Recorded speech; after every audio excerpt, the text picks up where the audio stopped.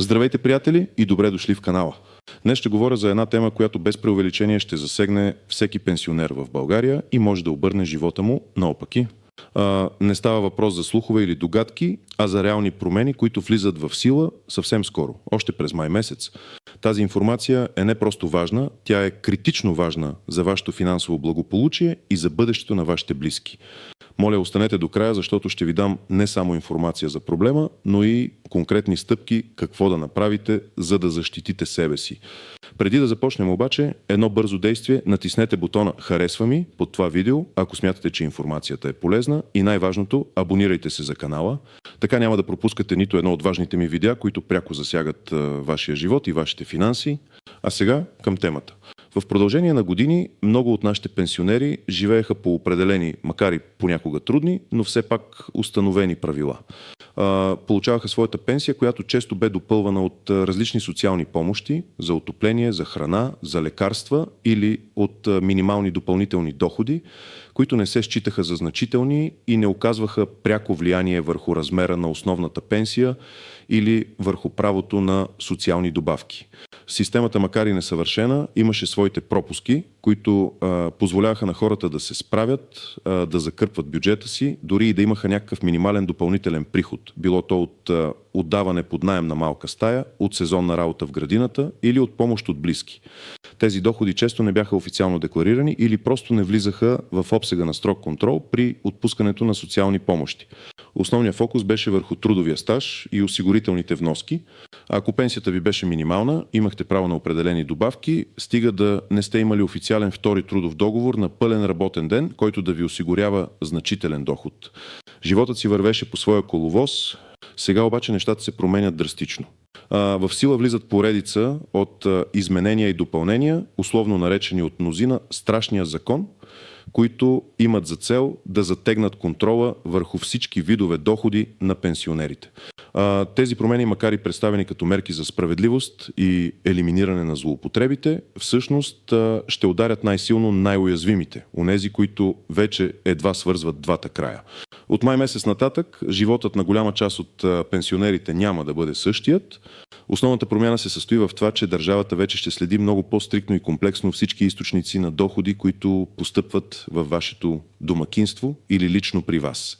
Няма значение дали са официални или доскоро бяха в сивата зона. Всеки лев, който влиза при вас, може да бъде взет под внимание при преизчисляване на правото ви на социални помощи, добавки към пенсията или дори при самата базова пенсия в определени случаи. Праговете за достъп до социални услуги и подпомагане също се променят, стават по-строги, а интерпретацията на доход се разширява значително. Това означава, че дори малки суми, които досега сте смятали за незначителни или извън обхвата на проверките, вече ще се сумират и могат да ви лишат от жизнено важни помощи или да доведат до намаляване на размера им. Нека разгледаме по-подробно какво трябва да знаете и кого конкретно ще засегне тази промяна. На първо място най-много трябва да се притесняват пенсионерите, които получават минимална пенсия или пенсия, близка до минималната, и същевременно имат някакъв друг източник на доход. Независимо дали този доход е официално деклариран или не, тук не става въпрос само за трудови договори, а за всичко, което носи пари. Например, доходи от отдаване под наем на недвижим имот, дори една стая, доходи от продажба на селско-стопански продукти от лична градина, доходи от хонорари за някаква еднократна или нерегулярна работа, дори парични преводи от близки от чужбина, които могат да бъдат интерпретирани като редовен доход. Кой не трябва да се притеснява толкова? Пенсионерите, чието единствен доход е държавната пенсия и нямат абсолютно никакви други източници на средства, нито имущество, което генерира доход, са в относително по-безопасна позиция. Също така тези с високи пенсии, които по принцип не ползват социални добавки или помощи, няма да бъдат засегнати толкова пряко. Но дори и те трябва да бъдат бдителни, тъй като промените са широко обхватни. Нека ви дам няколко конкретни житейски примера, за да разберете по-добре какво имам предвид. Пример 1. Баба Стояна от Казанлък на 72 години получава минимална пенсия от 523 лева. За да закърпи бюджета си, тя отдава под наем една малка стая в апартамента си на студент за 200 лева на месец. Този доход е бил деклариран, но досега не се е взимал предвид с пълна сила при преценката за право на някои социални помощи. Баба Стояна разчиташе изключително много на целевата помощ за отопление, която за региона и възлизаше на около 100-120 лева на месец през зимния период и на няколко ваучера за храна годишно.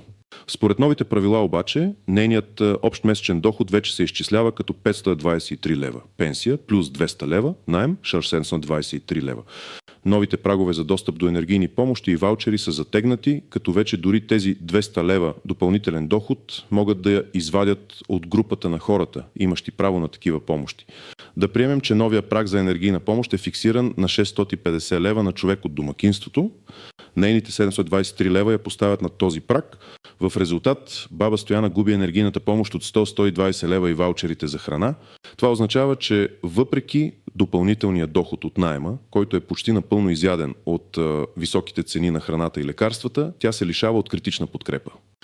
Нетният и месечен доход реално спада, защото загубата на помощта е по-голяма от реалната печалба от наема, като се вземат предвид и разходите за поддръжка на стаята.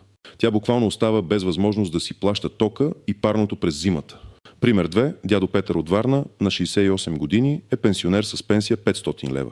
Активен е и не може да стои без работа, затова е нает на половин щат като пазач в малка фирма, като получава чисто 450 лева на месец. Общият му доход до сега е бил 950 лева. В миналото, докато не надвишаваше определен брутен праг, той пак можеше да се ползва от някои общински програми за подпомагане на пенсионери, например за безплатни карти за градски транспорт или по-евтини услуги за домашен помощник. Новият закон въвежда по-строг праг за общ доход на домакинство, при който се преценява правото на подобни общински и държавни помощи. Нека кажем, че този нов праг е 800 лева за едночленно домакинство. С неговите 950 лева общ месечен доход, дядо Петър вече надхвърля този праг. В резултат той губи правото на тези общински преференции, които му спестяваха около 50-70 лева месечно. Той се лишава от тези, макар и не пряко парични, но съществени улеснения, които подобряваха качеството му на живот. Сега трябва да плаща пълната цена на билетите си, което за човек, разчиташ на всяка стотинка, е осезаема тежест. Пример 3. Леля Мария от Трън на 75 години живее сама с пенсия от 400 лева. Тя има малка градина, в която отглежда зеленчуци, домати, чушки, краставици. През лятото и есента продава излишъка на местния пазар или на съседи, като успява да си докара допълнителни 150-200 лева месечно. Този доход е сезонен и досега никой не го е проверявал. Сега обаче новия закон изисква деклариране на всички доходи, дори и от такъв тип дейност, ако те са регулярни и надвишават определен минимален праг, който е въведен. Да приемем, че този праг е 100 лева месечно от продажба на селско-стопански продукти. Ако Леля Мария продължи да продава и тези доходи бъдат засечени по някакъв начин, например чрез общински проверки на пазарите или дори чрез подадена информация от съседи, нейният общ доход ще стане 400 плюс 550 лева. Това може да я извади от групата на хората, имащи право на безплатни лекарства по определени програми, или да й отнеме правото на социален патронаж, който й носеше една топла храна на ден. Загубата на тези услуги, макар и не директно парична, е огромна, защото тя разчита на тях, за да оцелява. Тези 150 лева, които й позволяваха да си купи нещо повече от хляб, сега могат да изтруват много повече под формата на загубени социални услуги. Тези примери ясно показват, че дори и малки, досега игнорирани доходи, вече могат да имат сериозни негативни последици за пенсионерите. Сега да преминем към изключенията, капаните и неочевидните нюанси на този закон. Изключение от правилата, не всички доходи ще се третират еднакво строго. Например, еднократни дарения от близки, които не са регулярни и не надвишават определен праг, обикновено няма да се вземат под внимание. Наследство също не се счита за регулярен доход. Продажба на лично имущество, като стара кола или мебели, ако е под определен праг и не е честа дейност, също би трябвало да е извън обхвата. Важно е обаче да се отбележи, че тези прагове и дефиниции все още могат да бъдат обект на тълкуване и е важно да следите официалните разяснения. Някои помощи от чужбина, ако са нерегулярни и не представляват голям обем, могат също да бъдат изключение, но това е сива зона, която може да бъде изследвана при съмнение. Най-сигурни са тези пенсионери, които нямат абсолютно никакви други доходи, освен пенсията си, и не притежават имущество, което може да генерира доход, подводни камъни и неочевидни нюанси. Първият и най-голям подводен камък е недекларирането. В опит да избегнат загубата на помощи, някои пенсионери могат да се изкушат да скрият своите допълнителни доходи. Това обаче може да доведе до изключително сериозни последствия, санкции, глоби, принудително връщане на всички получени суми за дълъг период назад и дори наказателна отговорност в по-тежки случаи. Държавата разполага с все повече инструменти за проверка, информация от банки за парични преводи, данъчни декларации, регистри на собственост, данни от други институции. Не рискувайте. Вторият капан е бюрокрацията. Дори да искате да сте изрядни, може да се сблъскате с сложни формуляри, липса на достатъчно информация от страна на служителите, опашки и общо объркване. Интерпретацията на закона може да варира между отделните служители или институции. Какво точно се разбира под редовен доход? Колко често трябва да получавате пари, за да се считат те за редовен доход? Това са въпроси, които ще изискват прецизни отговори и които в момента може да не са съвсем ясни. Третия неочевиден нюанс е влиянието върху наследниците.